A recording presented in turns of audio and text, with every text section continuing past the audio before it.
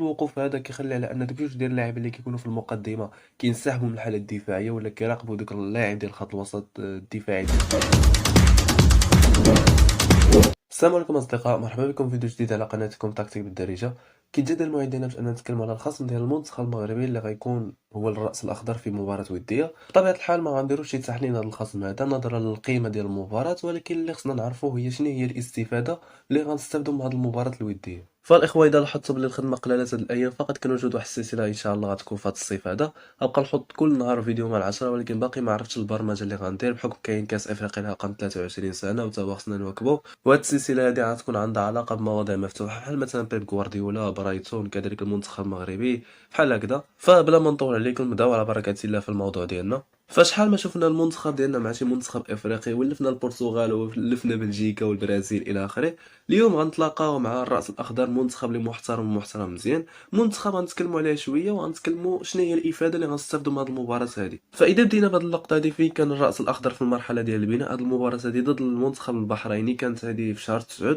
عرف بلي الاخوه يقولوا لي هذه المباراه هذه قبل المونديال ومدوزه، ولكن راه ما لاعبينش بزاف ديال المباريات، راه مور كاس العالم راه لعبوا جوج ديال المباريات اللي كانوا في شهر 3 وغنجيبوا لقطات منهم. فاذا كملنا في هذه اللقطه هذه في قلنا على ان الراس الاخضر كان في المرحله ديال البناء وكملنا فيها، غنشوفوا باللي ان هذه هي الكتله الدفاعيه ديال المنتخب البحريني. هذه الكتله الدفاعيه ديال المنتخب البحريني اللي هي متراجعه، اللي كتستقبل واحد الحمله ديال المنتخب ديال الراس الاخضر، كتخلي الاطراف اللي هما فارغين، وهذا عادي، هذا امر عادي. حتى حنا كنخليو على هاد الاطراف هادو هما اللي كيكونوا حلول بالنسبه للخصوم اللي كنواجههم. فالامر حتى لهنا هو امر عادي، ولكن اللي ماشي عادي هو ان المنتخب ديال الراس الاخضر منتخب اللي هو كيلعب على الاطراف، ماشي هو كيتفرض على الاطراف. فكاين فرق ما بين فريق كيلعب ديجا على واحد المكان، وفرق ما بين واحد المنتخب اولا واحد فريق كيتفرض عليه اثناء المباراه باش انه يلعب على واحد المكان معين. فهاد النقطه هذه ايجابيه بالنسبه للمنتخب المغربي وغنستافدوا منها، بحيث اننا غنشوفوا راسنا ضد فريق اللي هو كيلعب على الاطراف، وزائد انه فريق افريقي كيلعب على الاطراف. يعني غيكونوا الالتحامات البدنيه، غتكون السرعه، غتكونوا بزاف ديال الحاجات.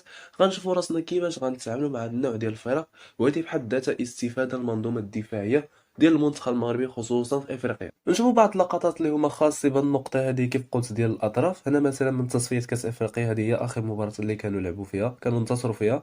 هنا مثلا الخصم كان واقف بهذه الطريقه هذه، قاموا هما باللعب على الاطراف. هنا اختبروا راسنا خصوصا في الالتحامات البدنيه، وكنعرفوا المنتخبات ديال افريقيا كيفاش شرسه في الالتحامات البدنيه، اللي يقدروا يكونوا فارقين في هذه النقطه هذه. تخسر التحام بدني هنا في هذه الاطراف هادو، مثلا لك من المشهد تشوف الكره فين غطيح، تخسر التحام بدني هنا، الكره غتدخل الى منطقه العمليات وتقدر يباغتك داك الهدف، وبالتالي غتولي عاوتاني باش انك تسجل هدف التعادل والهدف الثاني. فيقدر يبان لكم الامر عادي، ولكن انا شخصيا كنشوف باللي ان اغلب المنتخبات الافريقيه اللي غنواجهوا غتلعب على هاد النقطه هذه. وهنا غنشوفوا راسنا وكيف قلت غنختاروا راسنا في هاد القضيه هذه، وما فيها باس على اننا نشوفوا راسنا في هاد النقطه هذه. فبعد مشكله الاطراف غنتلقاو مشكله العرضيات اللي غيكونوا مع هاد الاطراف اللي غتلعب فيهم كره، يعني العرضيات اللي غيجيو من هاد المنطقه هذه كما كتلاحظوا في هاد المشهد هذا.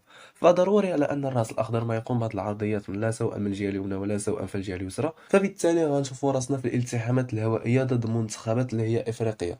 انا ديما كنكرر هاد القضيه ديال الافريقيه، نساو دابا المستوى الاول، واخا راه صعيب على انك تقبل من البرازيل تلعب ضد الراس الاخضر، ولكن هذا هو الواقع وهذه هي القاره ديالنا وهذه هي الكاس اللي غنلعبوا فيها. راه ما غنلعبوش في اليورو وما غنلعبوش في الكونكاكاف، فهادشي اللي غنلعبوا فيه. فبالتالي هذا هو الواقع ديال افريقيا وهادو هما السيناريوهات اللي كاينين. فاحنا كنتكلموا ما فيها باس على اننا نضربوا طلع على الاحصائيات ديالهم من ناحيه ديال الالتحامات سواء البدنيه سواء الهوائيه. فمثلا الا جمعنا الالتحامات البدنيه والهوائيه كنلقاو بلي انهم دخلوا في 40 التحام ولا 41 التحام في كل مباراه.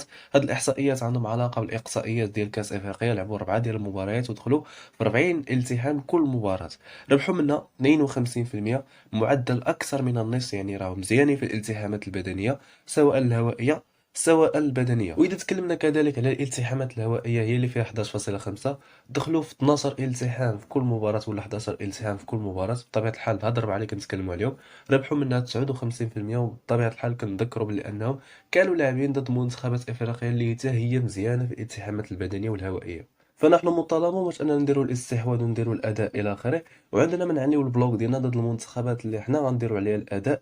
فبالتالي هنا كنحضر من البلوك اذا كان مرتفع، وخصنا نشوفوا راسنا كيفاش غنتعاملوا مع الهجمات المرتده اللي غيكونوا علينا، وخصوصا الحملات اللي غيكونوا من البلوك ديالنا. وكذلك غنستافدوا من واحد النقطه واحده اخرى اللي هي الاسلوب ديال محطه استلام. اذا ما خانتنيش الذاكره ما بقيتش عاقل اذا واجهنا شي منتخب كيلعب بهذا الاسلوب هذا ديال محطه استلام، فين كيطيح لك المهاجم الكره في تلك المنطقه.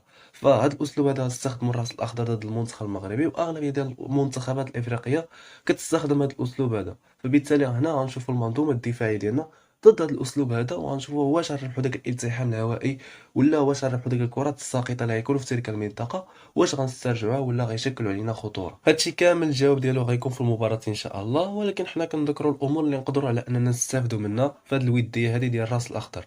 كذلك الا جينا نتكلموا على المنظومه الدفاعيه ديال الراس الاخضر وشنو نقدروا نستافدوا منها، فمثلا توقفنا في هذا المشهد هذا فين كنلاحظوا باللي انهم كيوقفوا بالخطه ديال 4-4-2. بطبيعه الحال كيف قلت على ان هذه المباراه كانت قبل كاس العالم، ولكن راه غنبينها لكم بالمباراه الاخيره. فهذا الوقوف هذا كيخلي على ان دوك جوج ديال اللاعبين اللي كيكونوا في المقدمه كينسحبوا من الحاله الدفاعيه، ولا كيراقبوا دوك اللاعب ديال خط الوسط الدفاعي ديالنا. بحال مثلا قلنا امرابط غيوقفوا مع جوج ديال اللعابه هادو اللي غيشكل واحد الضغط على امرابط باش انه ما يساعدش اللاعبين ديال الخلف باش انه يخرج الكره، وفي نفس الوقت هاد اللعابه غيكونوا كلاعبين ديال الارتداد. هذه لقطه واحده اخرى مثلا فين كنلاحظوا على ان دوك جوج ديال اللاعبين اللي لهم الدوبل زرق كيتسنى فقط الهجمه المرتده باش انهم يمشيو فيها من بعد ما الكره غتقطع مع الخط الامامي ديالهم.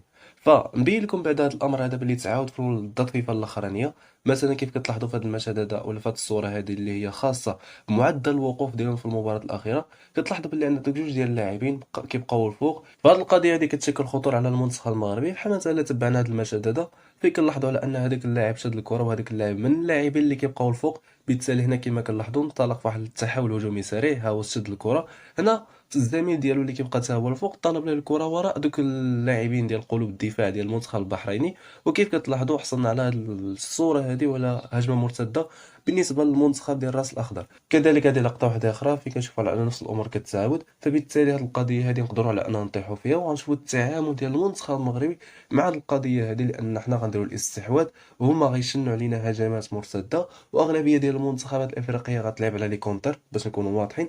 فهاد القضيه ديال لي كونتر غنستافدوا منها مع الراس الاخضر، لان حتى هما كيلعبوا على لي كونتر وكيلعبوا على الامور اللي كنا ذكرناها في الفيديو ديالنا. وهنا كنوصلوا لاخر نقطه كاينه في الفيديو اللي كنشوف باللي ان هذه هي الامور اللي نقدروا نستافدوا منها مع عند الراس الاخضر. فكنتمنى يكون عجبكم الفيديو ديال اليوم، واخا انا شخصيا ما كنرتاحش في الفيديوهات ديالي اللي كتكون فيهم الهضره بزاف اكثر من الشرح. اليوم كانت الهضره اكثر من الشرح وانا مرتاح بصراحه بزاف، ولكن ضروري على اننا نديروا بحال هاد الفيديوهات هادو باش نكونوا عارفين الخصم اللي غنلعبوا ضده كيف داير، وشنو هي الامور اللي غنواجهوها في هذا الماتش هذا، وشنو نقدروا نستافدوا من هذا الماتش هذا. بطبيعه الحال التحليل عنده راي اخر، وهذا الفيديو هذا اللي قبل من الماتش كيتكلم على وجهه اخرى. فهادشي اللي كاين في الفيديو هذا. وصلنا لنهايه الفيديو، كنتمنى على انكم تدعمونا باش اننا نكملوا في المحتوى. الى اللقاء.